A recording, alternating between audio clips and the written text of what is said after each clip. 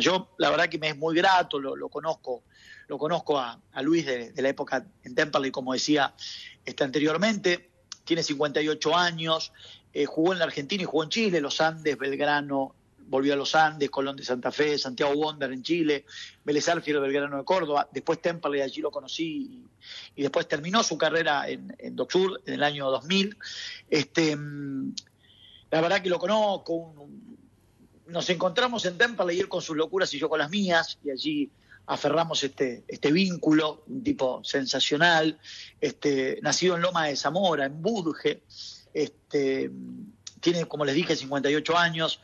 Le quiero agradecer, y me es muy grato poder reencontrarme con Luisito Escobedo en este café virtual que vamos a tomar hoy viernes a la noche. Luis, es un placer, después de tanto tiempo, reencontrarte, saludarte y dejarte este fuerte abrazo, y gracias por compartir este café virtual conmigo en un día tan particular, en un día tan especial como es este 2 de abril. Bueno, ya 3, pero para nosotros 2. ¿Cómo estás, Luis? Un abrazo grande, qué lindo irte. ¿Qué tal? ¿Cómo estás? No, por favor, para mí es un gusto volver a hablar con vos, charlar un rato. Bueno, ¿cómo estás y cómo es un 2 de abril para vos? Digo, ¿cómo pasás estas fechas? Mira, vos sabés que hoy, yo los 2 de abril, la verdad que tengo la suerte que me llaman de todo el país y cada rato. Y hoy a todo el mundo les dije que es el 2 de abril más tranquilo que he pasado.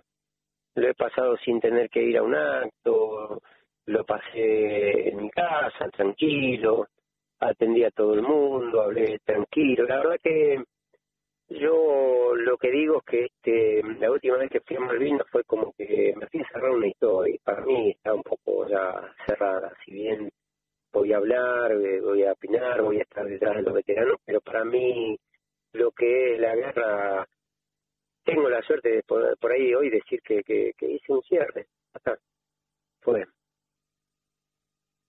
En aquel 2019, cuando te tocó ir y fuiste con algunos compañeros, como que ese día cerraste un poco lo que fue la historia. Sí, porque te comento, digamos, yo en el 2012 volví a ir a la isla después de la guerra. La verdad que vine muy, ¿cómo te puedo llegar a decir? Vine mal, medio desubicado, porque la verdad que todo lo que yo tenía de la guerra, cuando fui ahora, me cambió totalmente. Lo que yo pensaba que estaba lejos, estaba cerca. Todo lo que pasó alrededor, pensé que eran distancias más largas, más lejanas, eran todo ahí cercano.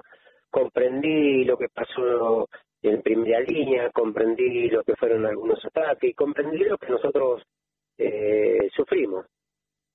En el segundo viaje ya comprendí todo lo que pasó en la guerra, y cuando fui la tercera vez dije, bueno, voy solamente a rendir homenaje y para dar gracias de que vine con vida, y que fue una experiencia en mi vida y la quería cerrar. Y por suerte creo que lo hice. Luis, yo quiero recorrer un poco cómo fue ese camino. Quizás estamos empezando por el final, pero viste que algunas películas arrancan con el final, vuelven al principio y después le dan un cierre. Sí. Yo quiero saber, digo, hablando de fútbol, después te voy a preguntar cuánto influyó el fútbol, qué estás haciendo hoy en la parte deportiva, si es que estás haciendo algo. Yo quiero que me cuentes cómo fue ese día, porque me parece que debe haber una sensación el día que te dicen, o que te metés en la cabeza que tenés que ir a una guerra, porque vos eras pibe, vos tenías muy, muy corta edad, cuando lo que pasa es que a los 20 años nosotros, aproximadamente, 18. Lo que pasa es que no te dicen, vamos a una guerra, no, y por más que yo te diga vos, venite, vamos a una guerra, vos no sabés lo que es una guerra, no sabés lo que es nada, nosotros lo que sabemos, la mayoría de lo que saben es la palabra guerra, lo que no saben es la situación. A nosotros nos llevaron, yo era un futbolista, era un adolescente, la mayoría, y no es como hoy que tenés las redes sociales que sabes de todo, de todas partes del mundo. Hoy un pibe de 12 años era más vivo que nosotros en esa época con 19.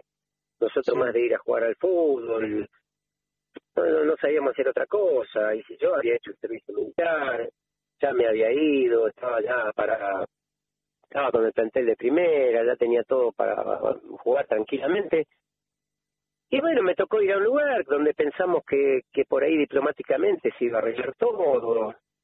y de golpe te encontrás en una madrugada que empiezan los bombardeos de los aviones, ametralladora, una antiaérea, y no sabes para dónde correr, un poco más, y le pedí, mamá, vení, del susto.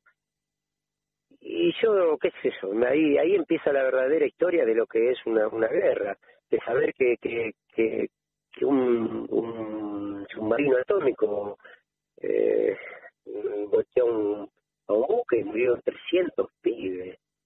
Entonces vos decís, listo, y yo estoy acá, ¿me entendés? Entonces es difícil que vos comprendas o la persona que no estuvo en una guerra qué es lo que se siente, porque es muy difícil, lo sabe solamente el que lo vivió.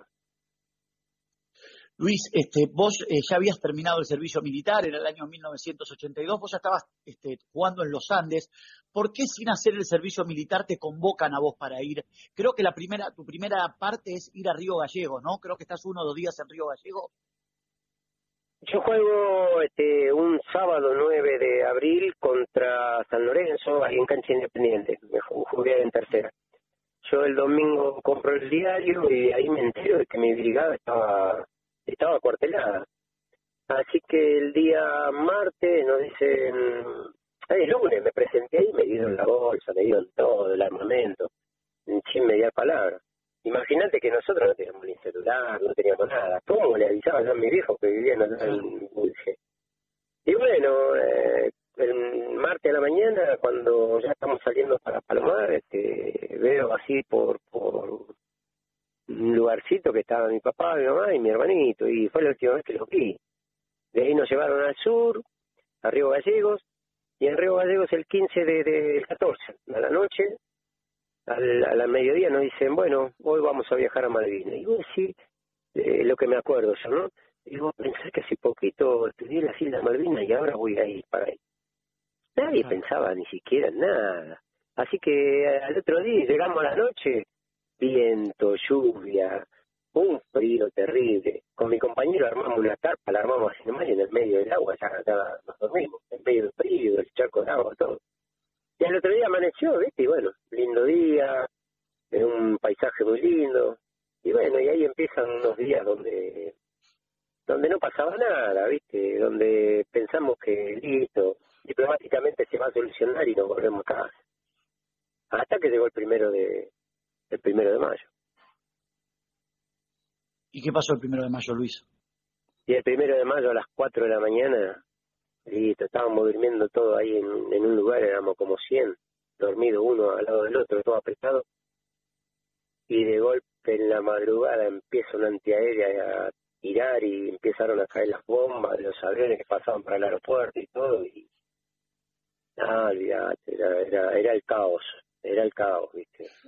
No sabíamos qué hacer, si gritar, si qué hacer, algo. Y bueno, ahí nos dimos cuenta que esto no era fácil, que se venía mal. Y bueno, todo ese día con mucho miedo, viendo los aviones que pasaban, hasta que llegó la información de que habían un día al Belgrano y que murieron muchos chicos. Entonces ahí esos chicos que estaban ahí, esos adolescentes, inocentes, tuvieron que pensar y decir, esto va en serio, y acá hay que decidir, tenés que serte hombre. Y pasamos a ser hombres, sin quererlo, de un día para el otro, y no es fácil. ¿Vos sentís, Luis, que cuando fuiste y viajaste a Malvinas eras un nene y después te transformaste en un adulto inmediatamente? Y te transformás porque tenés que decidir y tenés que luchar por tu vida. Tenés que pelear y sobrevivir por un pedazo de pan, por un plato de comida. Tenés que estar ahí 5 grados bajo cero y dormir en un pozo y pensar que van a venir los ingleses y te pueden llegar a atacar, que llueve todo el día, que la única muda de ropa que tenés se te mojan en el cuerpo y al otro día si sale el sol se te seca el cuerpo y que no tenés noticias de tu familia y que todo eso te lleva y encima las miserias humanas, ¿viste? Quienes pelean por un pedazo de pan, algunos militares que maltrataban a los soldados. viste, es muy difícil que uno no por ahí no puede llegar a narrarlo, sino que a vivirlo y aprender a sobrevivir en eso. Luis, hace un ratito cuando comenzábamos la nota me decías, bueno, no te das cuenta lo que es la guerra, ¿no? Y me narrás lo que es el 1 de Mayo y me contás, ese 1 de Mayo se nos vino el mundo encima. Yo te quiero preguntar si ese 1 de Mayo, ese día que los antiaéreos empezaron a impactar por donde estaban ustedes, que eran 100, 150 pibes durmiendo uno al lado del otro, ¿ese día te diste cuenta que estabas en una guerra? O si no, ¿cuándo sentiste, cuándo Luis Escobedo sintió que estaba en una guerra? Lo que te decía recién, cuando me enteré de que hundieron al general Belgrano. Fue tal la impotencia, tal la bronca, que después ya uno piensa que vengan estos hijos de puta, que vengan, que estén, porque la bronca era muy grande. Habían matado a 300 muchachos y no hay vuelta atrás, te transformás. Y no es que yo era un valiente ni nada por el estilo, porque yo tenía miedo, pero tenías que sobrevivir y tenías que tenías que defenderte y defender a tu nación y algo que hoy la mayoría de la gente no comprende. Y si yo te digo, yo fui a pelear por mi país, y algunos te miran y no te van a comprender. Claro, ahí no había guita y no había ideologías políticas ahí, no eras peronista o del PRO, no hay nada. Por eso la bronca yo de que hoy, más allá del partido político que sea, el anterior presidente no fue a un acto de Malvinas. Y hoy este presidente tampoco va a un acto de Malvinas. Pero la pucha, murieron pibes por la democracia. Tan gracias a la democracia, y no a un acto de gente que dejó la vida por la democracia y por el país. Contámela vos. ¿Te indignan esas cosas, Luis? Me indigna porque nosotros somos historia viviente. Nosotros lo que pasamos fue una guerra, pibes, la podemos contar. Yo te puedo llegar a decir 10.000 cosas, pero va a salir otro compañero que te va a decir, no, es mentira, pasó esto y esto. No podemos esperar que alguien en el día de mañana en un libro lo diga. Vos vas a las escuelas y no saben la verdadera historia de Malvinas, los chicos, pero sí saben otras historias que no quiero pasar a políticos, pero se han matado entre argentinos. Nosotros fuimos a defender a los argentinos ante una potencia extranjera. Esta es una vieja historia, Luis. Y muchas veces he hablado muchas veces también con Omar de Felipe sobre este tema, ¿no? ¿Por qué no se les da el lugar y no se les da el reconocimiento que se merece el excombatiente? ¿Por qué no se los reconoce, no se los reivindica? Vemos en algún momento, más allá de que debe haber inclusive diferencias entre ustedes, algunos reclamando, pidiendo cosas que ni deberían estar en la agenda de los soldados. ¿Por qué no se les da el lugar y no se los reconoce, Luis? Yo creo que nos encasillaron y es siempre lo que alguien dijo, lo llevan como bandera. Acá dijeron que una señora de que de Malvinas no tendrían que haber vuelto ninguno. Nosotros no éramos militares, nosotros éramos un hijo como cualquiera que fuimos a defender a esa persona y a un montón de gente, a todo lo que vivía acá en este país. Y entonces vos después no comprendés tampoco cómo nosotros allá sufriendo en una guerra y acá jugaban un partido de fútbol. Estaban jugando un partido de fútbol. Y yo respeto, como siempre dije, a todos los jugadores, porque yo lo hubiera comprendido porque por ahí no tenían bien la noticia. Pero había una guerra y fuimos mundial. Al día de hoy, Luis, ¿seguís sintiendo, o si lo sentiste alguna vez, que los entregaron, que los mandaron al matadero, al muere, como se dice vulgarmente acá en la Argentina? Yo creo que queda de más eso. No me siento así. No, porque cuando yo llamé por teléfono y me dijeron están todos acá, tus compañeros, faltan vos, yo ni en pedo, no dudé. Creo que ninguno de los veteranos de guerra dudaron. Mi compañero Ignacio Endino, hijo único, lo pudieron haber llevado a Uruguay, a cualquier lado. Y él dijo, no, yo voy. ¿Y se sabe esa historia? No se sabe. Hijo único. de familia muy pudiente y quedó en la isla. Entonces, esas cosas no se reivindican acá, se reivindican otras cosas. Pero es Estamos charlando hablar, sí.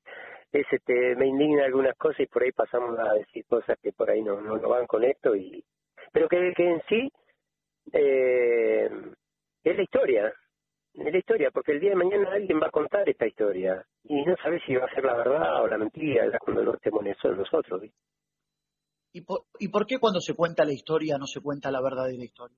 Sí, hay muchos de ustedes que cuentan la verdadera historia, que tienen ganas de contar la verdadera historia y tienen ganas también de instalar verdaderamente qué fue lo que pasó. ¿Por qué crees que no se cuenta la verdadera historia? Porque, ya, a ver, acá se habla mal de los militares. Pero esto es lo mismo que yo diga, no, en ese momento se mataban entre ellos, pero hoy ya no hay tipo que piensen de otra manera, no hay militares que piensen de otra manera. Pero si seguimos pensando de esta manera y siendo muy resentidos, nuestro país no va a cambiar nunca. Acá yo hasta ahora no he sentido un gobernante hace, desde, qué sé yo, 20 años para atrás, que diga, voy a gobernar para todos los argentinos, y todos son iguales. No, cada uno agarra su manada, hacen su verdadera historia, hacen su verdadera conveniencia, y no.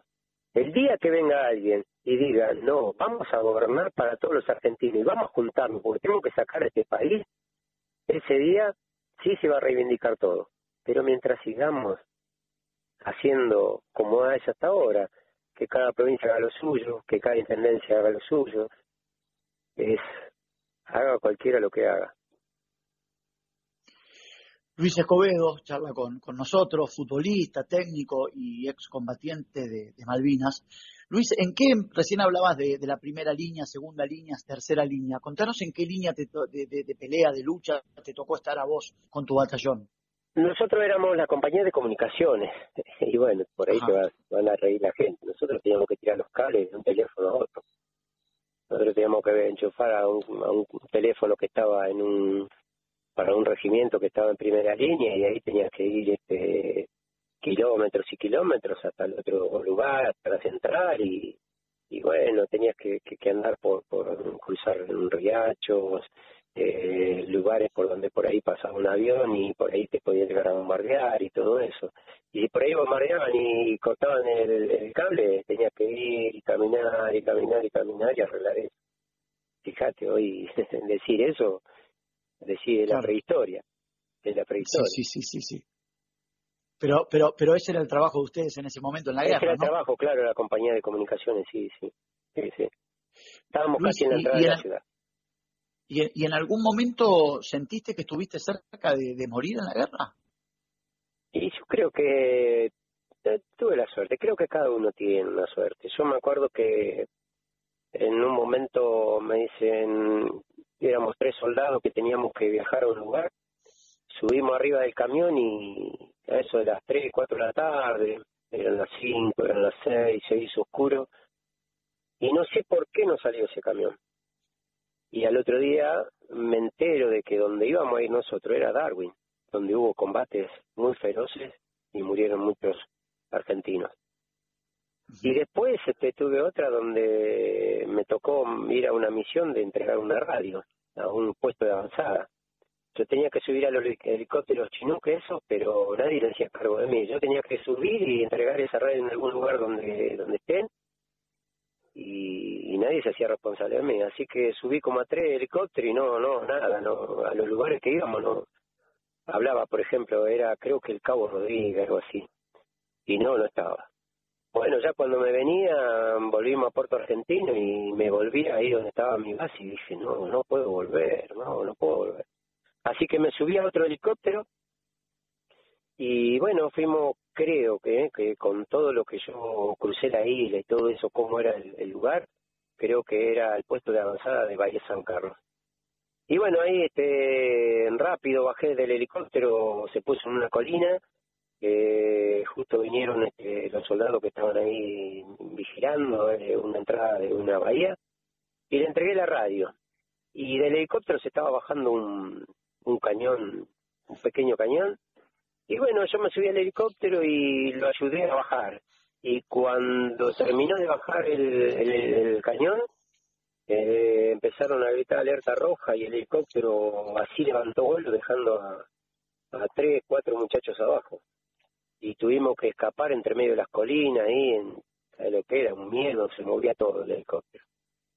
Y bueno, y la última fue uno de los últimos días, donde estábamos todos, había venido la Cruz Roja, estábamos todos en un edificio ahí en la entrada de la ciudad, éramos como 150 soldados, todo ahí adentro. Y bueno, se vio de frente de una colina, donde un helicóptero se eleva y lanza 2 misiles. Uno cae ahí sí a 15 o 20 metros donde estábamos nosotros, y el otro pasa por entre medio de otra construcción que había, donde estaban también los comandos argentinos, de haber pegado ahí en donde estábamos nosotros, y era una masacre. Los mataban a todos. Y después tuve prisioneros desde el día 14 hasta el día 20. Estuvimos 3 días ahí en un campo de concentración en las afueras del aeropuerto, donde no teníamos comida, no teníamos nada. No teníamos baño. Y como ya estaba nevando, la única manera de tomar agua era agacharte y en un charco de agua en el piso tomar el agua. ¿Sabe la descompostura que había, no? Luis, y cuando estabas prisionero era porque, digamos, el enemigo te había encontrado y te ponían prisioneros, o era prisionero la misma compañía por hacer las cosas? No, el tema es que el día 14, cuando nosotros empezamos a hacer la barricada ahí en la entrada de la ciudad, ya los ingleses iban a entrar a la ciudad, íbamos a combatir, digamos así, en la barricada, en la entrada de la ciudad, llegó la rendición. Y al llegar la rendición, bueno, ahí ya, listo, teníamos que limpiar la ciudad y nos encerraron en unos depósitos 2 días y después nos llevaron a como un campo de concentración en las afueras del aeropuerto. En ese momento cuando la guerra y la retirada empezaba y la guerra se terminaba, digo, ¿qué sensaciones tuviste? ¿Bronca por todo lo que habían pasado? ¿Un alivio por decir, bueno, casi que estoy sobreviviendo y voy a poder volver a casa? Las dos sensaciones.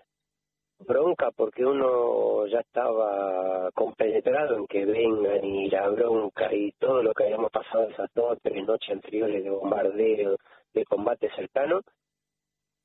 Y alivio porque decir, se terminó esto, se terminó. Era imposible, ya estaban retrocediendo la mayoría de los chicos que estaban en primera línea y ya era imposible por ahí. Pero eran las dos sensaciones, bronca y alivio. ¿Cuándo te diste cuenta o cuándo se dieron cuenta, Luis, que estaban en tanta desventaja, ¿no? Porque, digamos, lo que cuenta la historia, es verdad que hay un montón de historias, Luis, pero lo que cuenta la historia es que siempre estuvimos en desventaja, que estuvieron ustedes en desventaja. ¿Se dieron cuenta ustedes que estaban peleando en mucha desventaja? No, en ese momento cuando uno está allá, estuvo allá, no creía en la desventaja, porque digamos las noticias eran de que por ahí se derribaban aviones, que se hundía una fragata o algo por el estilo, pero a la vez nosotros con una radio pica que tenía un compañero mío que escuchaba los partidos, yo escuchaba el partido de los Andes, cómo había salido, o la selección, también teníamos noticias de Radio Colonia en Uruguay. Entonces las noticias no eran la más como la que el diario que llegaba de acá de Buenos Aires. La noticia era otra, ¿viste? Entonces estábamos ahí entre que sí, que no, pero bueno, vos tenías que estar ahí, que venga lo que venga. Luis, en una guerra el más guapo puede ser el más cobarde y el más cobarde el más guapo. Quédate tranquilo. Yo he tenido gente que en la compañía eran guapo, esto, aquello, y allá se sacaron la jinete y se metieron con los soldados. Olvídate. Sí. Como también reivindico a militares que han estado a la altura de las circunstancias. Y fueron muchos. me decís que pasaron mucho hambre y pasaron mucho frío. ¿Tenían que robar a veces para comer? Porque esto se habló mucho. ¿Había que robar para comer y si no, no se comía? Había un súper ahí, viste, de los ingleses. Era una ciudad, era como un pueblo, no tenía más de 5 por 6 cuadras o 7 cuadras, no era grande. Entonces tenía amigos que iban y, qué sé yo, entraban por atrás y traían algo de comida, o por ahí mataban una oveja, o iban a algún depósito donde haya comida y no tenías que sobrevivir. Yo, a ver, te hablo de que yo estuve en la ciudad, en la entrada de la ciudad, yo tenía la posibilidad, tenía buenas posibilidades, pero los pibes que estaban en primera línea, que vivían en pozos, que vivían a la intemperie, la comida era escasa, casi no le llegaba. Y el frío era atroz porque estaban constantemente en los pozos y eran bombardeados constantemente. Por eso te digo que acá, a 39 años, nadie quiere saber la verdadera historia. No sé por qué. No sé por qué. Luis, si ven un poquito ahora tu pensamiento y después retomamos algunas cosas, ¿no? Si hoy te tocaría ir, esto se lo pregunté también a Omar, ¿no? Si te tocaría ir de nuevo, mañana hay una guerra, ojalá no, pero estamos haciendo una imagen figurativa. ¿Volverías a ir? ¿Volverías a decir, sí voy, están todos mis compañeros, le aviso a mi familia y voy? ¿Viste como cuando vos decís con el diario del lunes el partido lo ganamos? Sí. Yo sin el diario del lunes, olvídate, ni lo pienso, vuelvo a pensar de la misma manera. No estoy arrepentido de ir, no estoy arrepentido de lo que pensé, no estoy arrepentido de lo que viví, no estoy arrepentido. Pero bueno, hoy es otra cosa, con el diario del lunes es otra cosa. Pero en la misma situación no volvería a dudar tampoco venir. Luis, es verdad que escribiste, bueno, es verdad que las devoluciones nunca llegaban, pero que escribiste un montón de cartas a tu familia despidiéndote. No, hay dos. Hay Ajá. una que era esa que yo estaba esperando para ir a Darwin, porque ahí estaban cerca los ingleses que habían desembarcado. Y sí, me despedí. Cuando leo esa carta se me hace un nudo en la garganta, porque digo que lo que hace el ser humano a veces cuando está en situaciones límite. Por eso te digo que decir guerra una palabra es una cosa y vivirla es otra. Y Claro. yo cuando leo mis cartas me sorprendo hasta yo mismo de las cosas que uno ponía y lo que vivió. Luis, esas cartas las tenés todas, las tenía tu familia y fue algo Las tengo, de lo sí. que te dio después con el tiempo. Sí, las tengo ahí, las tengo todas guardaditas, las tiene mi vieja. Son una reliquia, pero no, mirá, te voy a decir algo. Jamás en 39 años nunca me senté a hablar ni con mi familia, ni con mis hijos, ni con nadie de mi familia, nada de la guerra. Nunca hablé. Esas cartas quedaron guardadas. Mi duvet que yo usaba lo tengo ahí. Así que está guardado. Nunca a mi familia le hablé lo que pasó en la guerra ni nada por el estilo. Luis, y me parece que me abrís una ventana muy interesante para preguntarte. ¿Qué edad tienen tus hijos? Mi hija tiene hoy 30 y mi hijo tiene 27. Bueno, son adultos, son grandes y son Sí, bien sí, sí. aprendidos seguramente como sos vos, porque te conozco y doy fe el tipo de persona que sos. Nunca en una charla, en un 2 de abril, en alguna marcha que vos fuiste porque defendiste los derechos y todo sobre los soldados, nunca te preguntaron, viejo, ¿qué pasó? Viejo, ¿cómo fue? No, Nunca no, porque tuviste esa tampoco lo charla. llevé. No. No, ellos saben la clase de gente. Además, quizás por ahí, por los reportajes, por todas esas cosas, prefirieron el Luis Escobedo jugador y no el que fue una guerra. Disfrutaron el papá que era futbolista. Y yo les di eso. Qué bárbaro, ¿no? Que no le salga la pregunta o que no se charlen. Y cuando Yo va creo algún que amigo a tu casa deben querer, pero Ajá. ya mi historia, a ver, yo fui futbolista y durante casi más de 10 años como futbolista nunca hablé de Malvinas. Yo empecé a hablar cuando empezaron las escuelas de periodismo, donde los chicos empezaron a preguntar y todo eso, pero si no, yo te soy en serio, tengo compañeros de fútbol, de Colón, de Los Andes, de un montón de lados que no sabían que era combatiente Malvinas. ¿Y por qué Luis no sé si la palabra es no lo querías contar, pero por qué eso no estaba en tu agenda? ¿Por qué no lo charlabas este tema? Te daba temor, te daba bronca, preferías no contarlo? ¿Qué era lo que te pasaba por dentro que no lo querías contar? Yo, vos sabés que es una gran pregunta, porque yo nunca me lo pregunté a mí mismo. Yo creo Ajá. que el día que entré, yo abandoné el fútbol, yo no quería más, pero bueno, después empecé otra vez nuevamente y a partir de ahí jugué un partido y no jugué nunca más. Pero fue cosa de 2 semanas, de entrenar 2 semanas y jugar. Pero fue una decisión que me costó muchísimo. Pero nunca me pregunté por qué nunca hablé, por qué nunca dije nada. Lo guardé mucho. Yo creo Ujú. el que es jugador de fútbol sabe lo que es un vestuario, en especial aquellos que tuvimos esa infancia con jugadores grandes, con códigos y principios. Me ayudaron muchísimo, esa gente me ayudó muchísimo. En los Andes el vestuario de fútbol es algo que no, que tiene un sinfín de cosas, te enseñan mucho. Hoy quizás no tanto porque hay muchos muchachos jóvenes que no han vivido un potrero, no han vivido no ganar un premio, no ganar cifras millonarias, tener sentido de pertenencia, de pelear el uno por el otro. Eh, y yo la verdad que en el fútbol encontré una salida y preferí dejar todo de lado.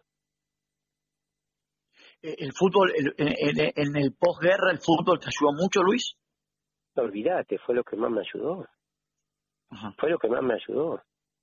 Yo, desgraciadamente, muchos muchachos que volvieron, que no tuvieron contención, tomaron drásticas decisiones y tenemos en los primeros años, y creo que estamos en los más de 400 suicidios. Claro, claro. O sea que si no era, yo en estos mano a mano me gusta hacer las preguntas como vienen, ¿viste? Me gusta jugar de primera. O sea, ¿querés que si no era por el fútbol, quizás vos terminabas como terminaron esos 400 soldados No sé suicidándote? si Era hubiera muy difícil terminado, la no, carga. era Ajá. muy difícil, ¿no? Acá, eh, vos decís, a ver, yo llegué un día y a los 2 días me subí a un colectivo y porque no tenía plata, yo le decía que era soldado, que vivía en la Malvinas y me bajaron de 2 colectivos. Eh, qué sé yo, a ver, es difícil explicarte un montón de cosas, es difícil. O sea, le Es dieron, difícil. vos lo que decís que en un momento le dieron la espalda a ustedes. En vez de aplaudirlos y condecorarlos y agradecerles, le daban la espalda. Nuestro país es un país exitista, vos Ajá. sabés que en el fútbol es así también, Sí, más que nada. sí, sí. Sí, sí, sí, sí, Acá sí, sí, hay sí. una canción argentina y me te la van a escuchar, pero por ahí dice extranjero y la mejor del mundo y te compran todo y ganan eso en todos lados. Entonces, nosotros perdimos una guerra, la perdimos, pero con orgullo. Pero gracias a esa derrota acá se llegó a la democracia y bueno, y no, esa democracia le dio la espalda a los veteranos de guerra. Hoy quizás estamos un poco mejor porque todos los veteranos de guerra han tenido que luchar por sus leyes, han tenido que reivindicar un montón de cosas, pero nos costó mucho a los veteranos de guerra, nos tocó mucho tiempo y luchas constantes. Hoy me estaban diciendo Ahora, en un reportaje sí. que hay una ley para los veteranos y que esto, que lo otro, que estaban contentos porque había una ley en el Congreso. 39 años pasaron, 39 años de democracia. Y hoy están contentos porque presentaron un proyecto de ley. Decime, 39 años pasaron. ¿Vos la podés comprender? No, No lo puedo comprender, pero déjame ir un poquito atrás a esto que me dijiste y por ahí nos metemos en la parte, no futbolera, pero nos metemos en esta parte de, nosotros perdimos una guerra. Yo no lo veo de esa manera y te lo quiero preguntar a vos. ¿Vos sentís, viste esto de cuando le preguntás, bueno, perdiste, pero qué sensación te quedó? Porque el equipo jugó bien, tuvo la pelota, generó situaciones de riesgo. Por supuesto que no voy a comparar un partido de fútbol con una guerra, pero sí te quiero preguntar sobre tu sensación. ¿Vos sentís que perdieron la guerra o que fueron muy importantes para la Argentina? Se perdió, por supuesto, se perdió una guerra, pero vos preguntale a cualquier excombatiente inglés qué piensa de los excombatientes argentinos. ¿Qué piensa?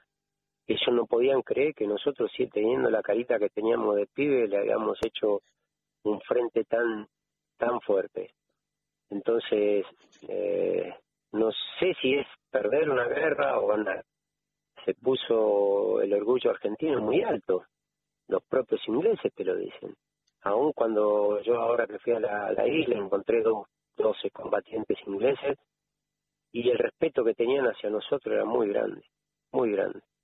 Yo simplemente digo de la mentalidad argentina, ¿no? Nada más. O sea que nos trajeron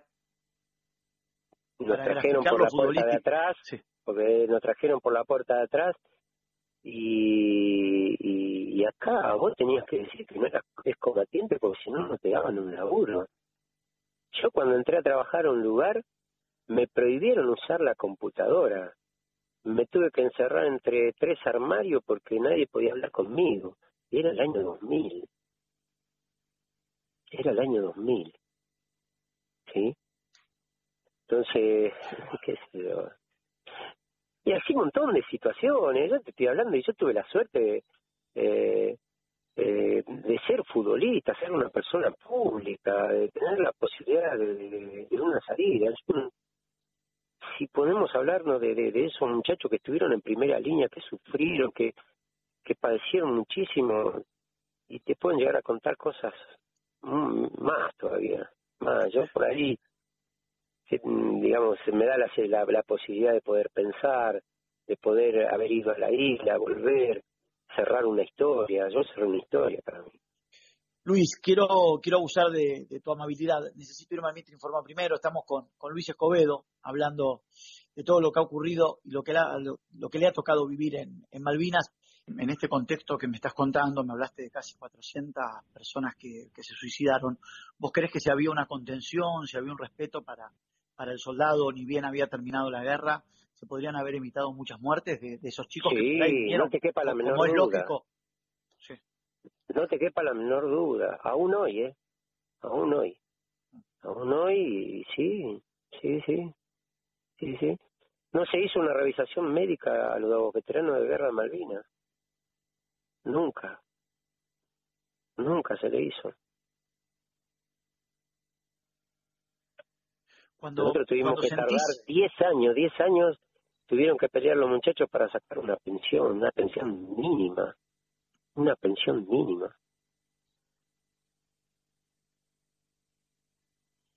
O sea, literalmente los dejaron tirados. Sí, no sé cuál es la palabra usar para no herir susceptibilidades, pero sí, fue así, los primeros años sí, 10 años tardaron para darnos una pensión, 10 años que tuvieron que hacer se golpeaban todas las puertas, a ver, puertas. acá vinieron chicos sin una pierna, sin un brazo y lo único que tenían para pedir es, según la ley del contrato de trabajo, y te daban una pensión mínima y tenías que tener casi, no sé cuánto el porcentaje de discapacidad. Y acá vinieron muchachos con esquirlas, vinieron muchachos mal psicológicamente. Sí, pero bueno, estamos hablando con Luis Escobedo en este café que nos tomamos todos los viernes a la noche. La verdad que es un placer tenerlo a Luis. Ya llevamos un rato largo de la charla y quiero seguir compartiendo cosas y ya vamos a hablar de la parte futbolística también de él y qué es lo que está haciendo. ¿Qué sentís cuando tenés ese reconocimiento de un soldado rival, ¿sí? De un inglés que dice, la verdad que ustedes tenían cara de pibe, pero las cosas que hicieron en esa guerra. ¿Qué te pasa por el cuerpo cuando Yo vivís esa siento orgullo sensación? por los soldados que estuvieron en primera línea, por esos que pelearon, pero más que nada por esos que quedaron allá en la isla. Ujú. Nosotros volvimos, tuvimos la suerte de volver mucho. Yo tuve la suerte de jugar al fútbol. Yo soy un privilegiado. Yo fui una persona pública. Pero aquel hijo que quedó allá, aquel marido que quedó allá, ese pibe con sueños que quedó allá, hoy gracias a Dios todas esas tumbas tienen nombre y apellido. Tuvieron mucho tiempo NN, hoy tienen nombre y apellido. Se puede ir y saber quién está ahí. Como sos futbolero también, en el 82 había un mundial, el Mundial de España. Es verdad que lo que cuenta la historia y la leyenda es que cuando la selección fue al Mundial de España en el 82, los futbolistas que fueron creían que ustedes habían ganado la guerra. No, yo tuve la posibilidad de hablar con algunos muchachos y la verdad es que la información no eran muy claras. Ellos pensaban que la guerra era para largo, que ir al mundial a ellos pensaron lo diferente por ahí lo que yo pensaba. Yo para mí, si ellos no iban, hubiera tomado otro giro la guerra. En cambio ellos no, ellos pensaron de que siendo allá, ellos podían reivindicar un poco la soberanía y todas esas cosas. Pero bueno, no fue así, no se dio esa posibilidad y yo respeto todo lo que ellos fueron y los admiro simplemente porque yo tuve la suerte de ser futbolista y de vivir la guerra, pero yo no hubiera ido. Argentina campeón del mundo en un mundial porque hay una guerra. ¿Te imaginas? Algo se hubiera hecho. No sé Claro. qué, pero algo se hubiera hecho. Pero te vuelvo a repetir, acá en Buenos Aires había clásicos que se jugaban. ¿Me entendés? Se jugaba, la vida era normal. Por eso, hasta que nosotros los argentinos no comprendamos y querramos a nuestra nación, todos juntos para todos, esto no va a cambiar. Es muy difícil. Luis, ya voy a llegar al 2019 también, que te quiero preguntar sobre cuando fuiste detenido por esta famosa bandera. Pero recién te pregunté y hace un rato y te decía, bueno, en un ratito quiero volver, te tocan vivir situaciones difíciles, que es, normalmente cuando se habla de la guerra es él o nosotros, es él o yo, ¿no? Recién te preguntaba si la viste cerca, me contaste dos situaciones. Lo que te quiero preguntar es si tenés conciencia, si supiste, si te tocó matar a un adversario No, en combate bélico, no, ¿no? no. Sí te tocó disparar, usar armas, sí. Sí, pero no para matar ni nada por el estilo, porque como te decía, nosotros estamos detrás de la No ciudad, estabas nosotros no estabas en la primera línea. en la primera línea, exactamente. Claro, Y cuando me tocaba, cuando ya no había más remedio que enfrentar, llegó la rendición.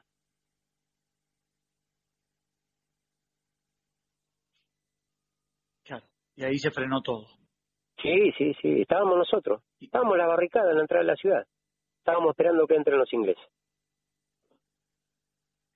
Y también hay una anécdota, verdad o mentira, que dice que cuando se terminó y que estuvo la rendición, no respetaron el alto el fuego los ingleses. ¿Esto fue así? No, yo no sabría decirte porque eso era en primera línea, pero sí se escuchaban Ajá, disparos, se escucharon durante bastante tiempo después, se escuchaban en los de la cerros rendición. de la rendición civil, sí. Ujú. Y sí. Y de tu pelotón, ¿cayeron muchos soldados, Luis? Como éramos nosotros, por eso te digo, no estábamos en primera línea, heridos vinieron varios, creo, y sí, una muerte de este muchacho que te decía yo, de este hijo único, de una familia muy adinerada, que prefirió ir a la isla y bueno, cayó una bomba y lo mató. Hoy con el tiempo me dirías, bueno, con el diario del lunes yo no me arrepentiría y volvería a ir. ¿Te gustaría estar, ahora conociendo lo que pasó, cómo fue, te gustaría estar en una línea uno, combatiendo fuerte? Digo, ¿cómo se vive eso? Decir, uy, están los pibes allá matándose por nosotros y nosotros acá. Digo, ¿cómo es eso? ¿Cómo lo manejan ustedes eso? Porque, a ver, ustedes estaban atrás con otra tarea, pero sabían que allá adelante los pibes estaban cuerpo a cuerpo, en hoyos, muertos de frío, 5 grados bajo cero, sin morfar, casi sin Yo armamento. recién te dije que mi primer viaje fue traumático. Sí. Porque yo pensé que la distancia de primera línea era lejos, y no era lejos. Estaba Mirá. estaba cerca. Yo escuchaba los gritos, las bengalas, los tiros, todo, pero bueno, teníamos que estar en nuestro puesto.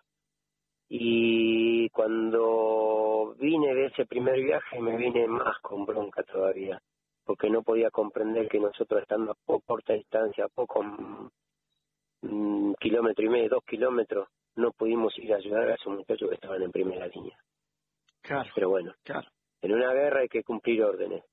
Y como yo te digo, después que vine ese viaje, los hijos de puta de estos militares que hicieron una guerra de escritorio, desde un escritorio, qué bronca, nada más. ¿Te los Porque cruzaste alguna vez después? ¿Te los me cruzaste alguna crucé vez después o no? al jefe que era mío, que nunca lo vi allá en la isla. Siempre estuvo en un lugar, sabía que tenía comida, que estaba tranquilo. Y que después, cuando llegó la rendición, se metió entre medio de los soldados. Tuve la suerte de decirle que estábamos muy decepcionados. Lo reconoció, pero creo que no daba para decirle más cosas. No daba para decirle. Y por ejemplo, si algún día la vida te daba la posibilidad de cruzarte con un Galtieri, por ejemplo, ¿qué le hubieras dicho? No sé. No sabría decir. No sabría porque hay cosas que uno cuando pasa, esto es lo mismo que vos me decís, che, ¿qué te parece? ¿Cómo es si ahora pasa una guerra? Es imprevisible, pero no sé cómo hubiera reaccionado. Esto es lo mismo que hoy vos tenés que reaccionar ante gente que te dice, no, nosotros somos excombatientes de Malvinas, y no son excombatientes de Malvinas, son movilizados que estuvieron en el continente. Claro. Y tenés que estar confrontando, porque no hay una política de decir, señores, los verdaderos combatientes son los que estuvieron en la isla, porque en la isla fue el combate. Los que estuvieron acá en el continente son soldados que fueron movilizados y no tuvieron, ni siquiera escucharon un tiro, no pasaron nada, hambre, frío, nada, porque estaban acá en unos regimientos. Y si no, salían afuera del regimiento y compraban algo. Y yo no digo de que por ahí, si le quieren dar no sé, algo de dinero, porque no me incumbe a mí. Pero el rótulo es combatiente de Malvinas no es igual para todos. Los excombatientes de Malvinas son los que estuvieron allá en la isla, combatieron, estuvieron ahí, padecieron todo. Y para mí decir que son excombatientes, alguien que estuvo acá en Río Gallego, que estuvo por acá en algún regimiento, es faltarle respeto a los muchachos que quedaron en la isla. ¿Qué sensación tuviste ese 2019 cuando pudiste ir, Luis? Que me decís, la verdad que el primer viaje a mí me hizo más daño porque la verdad que me di cuenta lo cerquita que estaba de los de primera línea y ahí me di cuenta que los podría haber ayudado, que podría haber hecho algo más. Sí. ¿Qué pasó el 19, el 2019, cuando volviste a ir? No, fui yo más que nada, no iba a ir más yo a Malvinas, no iba a ir porque la segunda vez comprendí bien cómo fue toda la guerra, dónde, cómo, todo. Y el tercer viaje se dio porque había el municipio de Loma nos dio unos pasajes, muchos no querían ir, entonces dije, bueno, vuelvo a ir. Y me decidí ir y disfrutar ese viaje de cerrar la historia. Dije, voy a cerrar la historia. Voy a ir tranquilo, voy a rendir mi homenaje a los que quedaron allá, voy a ir a mi lugar, voy a agradecer que vine con vida. Y fue eso lo que me llevó a ir.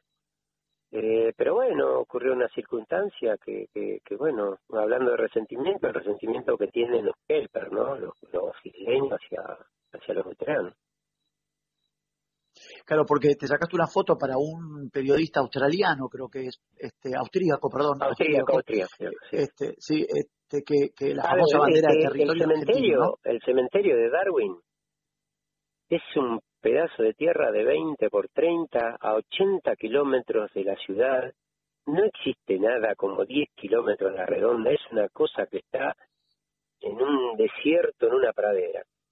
Ahí llegás con una camioneta, llegamos nosotros, los 8 veteranos de Loma Zamora.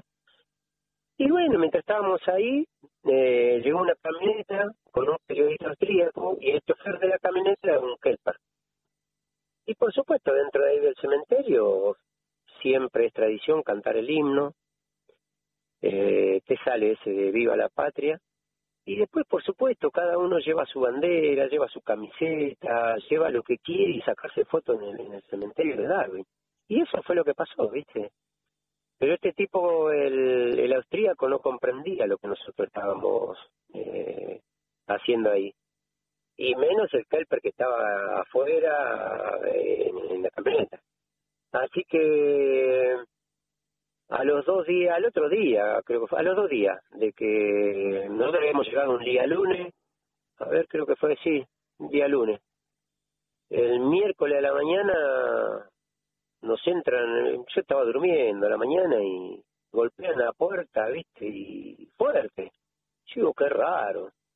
Y bueno, fui a abrirlo y era un británico, un policía, una autoridad británica, que con voz inglesa, como si fuera una película, come on, qué sé yo, y con la mano en el arma y señalándome. Yo la verdad que no comprendía nada, estábamos con mi otro compañero durmiendo. Y bueno, nos sacaron así como estábamos, nos sacaron al hall del hotel, entraron a las habitaciones, se llevaron todo, y bueno, y ahí nos leyeron de que había una denuncia y que no íbamos a la cárcel porque había una sola celda, porque si no hubiéramos estado en una celda. Que había hecho una denuncia al Kelper ahí por gritos insultantes y un montón de otras cosas, y que nada que ver, ¿no? Así que durante 2 días tuvimos un interrogatorio, interrogaban a todos mis compañeros y cada vez que venía uno me decían, Luis, están preguntando quién es Luis. Yo digo, ¿qué hice? ¿Viste? Digo, la pucha, venía a lo último me decían, Luis, estás atrás pelota, ¿eh? Y yo digo, ¿qué mierda hice? Yo sabía que tenía mi bandera que decía territorio argentino, ¿viste? Esa que hice flamear ahí con el viento. Pero no fue ni siquiera nada, simplemente agarré y me saqué la foto, la puse en el piso, me saqué una foto y nada más, no es que la mostraba ni nada por el estilo, porque no había aquí ni iba a mostrar a nadie, simplemente me sacaba la foto. Y bueno, fui el último. Da la sensación que el Kelper tiene más resentimiento que el soldado británico, ¿no? Casi como que al ser camarada... El soldado británico no tiene resentimiento. No, el soldado británico no tiene resentimiento. El soldado británico tiene un respeto enorme. Porque en esos días, en el último, justo había 2 excombatientes que combatieron en la guerra de Malvinas. Y la verdad que yo... Bueno, después por ahí te cuento eso. Pero te termino de contar esto, que cuando me llaman a mí para declararme, tomaron los datos, qué sé yo, huella digital, de foto de costado, de frente, no, verdadero delincuente, ¿viste? Y bueno, cuando me sentaron me empezaron a decir que había hecho algo por el estilo, no, que yo hice lo mismo que hacen ellos en todos los cementerios del mundo. Ellos van y le rinden homenaje en todos los cementerios del mundo a sus excombatientes, a sus seres queridos. Nosotros adentro del cementerio de Darwin le rendíamos homenaje a nuestros caídos. Y en un momento me sacan una foto, no sé, de 30 por 40 gigante, donde yo estoy flameando la bandera, ¿viste? Esa foto que circula en todos lados. Y me dicen que estaba un traductor, un chileno. Me dice, ¿qué me dice de esto? Y yo le agarro la mano al tipo, al inglés, le agarro la mano y le doy vuelta hacia él, ¿viste? La foto. Y le digo, mirá mi cara, le digo, mirá mis ojos. Yo estoy llorando porque ahí están mis compañeros que murieron. Los 2 tipos se miraron, ¿viste? guardaron las fotos, cerraron los libros y agarró el chileno, me dijo, Luis, se terminó el interrogatorio. Esa fue la escena que la verdad que me acuerdo, porque le di vuelta la mano al tipo, y el tipo cuando le dije, mirá, mi cara, yo estoy hablando con mi compañero, los tipos comprendieron totalmente. Claro. Luis, ¿y volverías a ir o ya fue en el 2019, ya cerraste y no irías más? Te lo dije, cerré la historia. Que tampoco creo que me dejen entrar. No creo que me dejen entrar. Ese es el problema. No, pero no iría más. No iría. No, ya está, ya la cerré, sé lo que pasó, fui a los lugares, rendí homenaje a todos esos héroes que quedaron allá, rendí homenaje, conocí los lugares donde los argentinos combatieron, pero como los mejores del mundo, y yo la verdad que los veteranos de guerra, y principalmente por los que estuvieron en primera línea, para mí son los verdaderos héroes eso. Luis, ¿cómo fue tu reencuentro con tu familia acá cuando llegaste? El tema es que al estar yo en el campo ese de concentración, quedamos apenas un grupo muy chico, ¿viste? Entonces era como que estábamos desaparecidos, no estábamos en la lista. Entonces mis amigos que iban a la casa de mis viejas, todo eso, no le querían decir a mis viejas que nosotros estábamos en la lista de digamos que no estábamos en la lista de los que venían. Y bueno, fuimos el último en venir, y el reencuentro fue, qué sé yo, no hay palabras, no hay descripción de sentir, primero, que nos hayan traído medio escondidos, y segundo, encontrar otra vez a la familia con la cual no tuve ningún contacto durante toda la guerra. Ver a mi hermano, a mi vieja, mis amigos, impagable. ¿Qué enseñanza te dejó la guerra, Luis? Que, a ver, es difícil de decirlo, es muy difícil, porque siempre se hieren susceptibilidades, ¿viste? Es las miserias humanas. La guerra te muestra todas las miserias humanas, de cómo puede reaccionar un tipo ante una comida, ante el miedo, ante un montón de cosas. Y nada está escrito ni nada cierto ante una eventualidad de lo que es una guerra. Por eso te decía, la palabra es una cosa y vivirlo es otro. Yo estoy tranquilo, sí, con una deuda. Me la voy a llevar a la tumba porque yo no hice esos kilómetros, nada más. ¿Qué estás haciendo con el fútbol, Luis? Ese futbolista técnico, ¿dónde está ahora? Lo juego, no, lo sigo jugando, lo sigo jugando, no, olvídate. Estoy acá en una cancha, mira, te digo, recién hace un rato terminé de jugar, acá en Nueva Zamora. Estoy jugando para el Senior de Independiente, estoy jugando para el Super Senior de los Andes, juego acá en un campeonato también muy lindo acá en Loma, mientras lo pueda jugar, y lo voy a seguir disfrutando. Pero no estoy nada del fútbol, no estoy haciendo nada. Luisito, me da mucho placer escucharte y me da mucho placer que estés bien, y me da mucho placer también poder reencontrarnos y que hayas permitido que tomemos este café a esta hora de la noche aquí en Radio Mitre. Te lo agradezco de todo corazón, y me encantaría que, como en aquellas viejas épocas, vos defendías los colores de mi querido Temperley, nos volvamos a encontrar. Olvídate, me hiciste hablar un montón de cosas que por ahí eran difíciles que las hable. Las tenía muy guardadas. Y la verdad que el otro día, ya cuando veces que vi tu programa, y no hay que guardarse nada. No hay que guardarse. Yo los puedo mirar a todo el mundo, puedo mirar de frente. Me quedo muy tranquilo que yo a mi familia los puedo mirar, y a sea quien sea los puedo mirar de frente y puedo opinar, porque tuve la suerte, y como siempre te dije, para mí soy un privilegiado.